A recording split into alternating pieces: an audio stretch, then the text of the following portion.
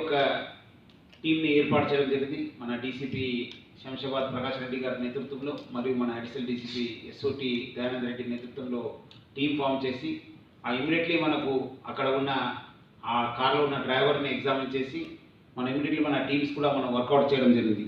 So మనకు ముఖ్యంగా ఆ వెహికల్ డ్రైవరు మనకు రాహుల్ అనేవాడు. ఆయనని వాళ్ళు కొంత దూరం వెళ్ళి ఆ బాలానగర్ దగ్గర ఉన్న బూర్గుల క్రాస్ రేట్ దగ్గర తీసుకెళ్ళి అక్కడ ఆయన వదిలేసి ఆ కార్ని తీసుకెళ్ళడం జరిగింది.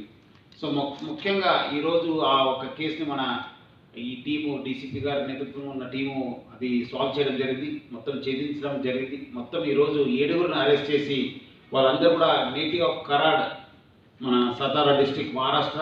మొత్తం వాళ్ళ దగ్గర నుంచి 2,89 lakhs రూపీస్ 33,800 రూపీస్ని రికవర్ కావడం జరిగింది. అది కాకుండా 350 grams గోల్డ్, 1 మారుతి కార్ని కూడా మనము రికవర్ చేయడం జరిగింది.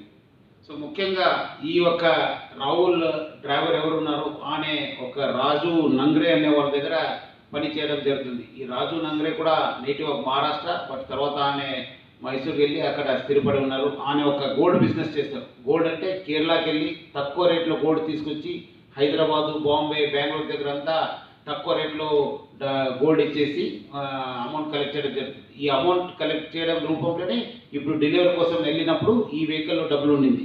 సో ముఖ్యంగా ఈ దగ్గర పనిచేసే ఈ ఒక మయూరేష్ మనోహర్ పిసాల్ అని చెప్పి ఈ ఆల్సో నేటివ్ ఆఫ్ కరాడు. ఈయన దగ్గర డ్రైవర్ అదే